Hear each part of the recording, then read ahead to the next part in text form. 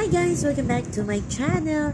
Ito na nga, nakaka-touch daw ang mensahe ni Coach Roger kay Alyssa. Ayan, mapapanood yan sa taping ng Pilipinas Live app. Ayan, abang-abang tayo kung kailan yan ipapalabas. Ayan, nakita natin sa BTS ni Alyssa sa kanyang IG story na naiyak siya at na-touch sa mga sinabi sa kanya ni Coach Tatay Roger. Alam naman natin na mentor talaga ni Alyssa itong si Tatay Roger.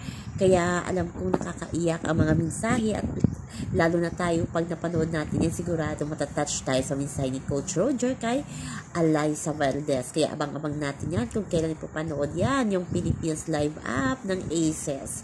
Ayan, pinopromote din yan ni Alyssa sa kanyang IG story. Iba talaga, parang magtatay talaga itong si Alyssa, si Coach Roger. O diba?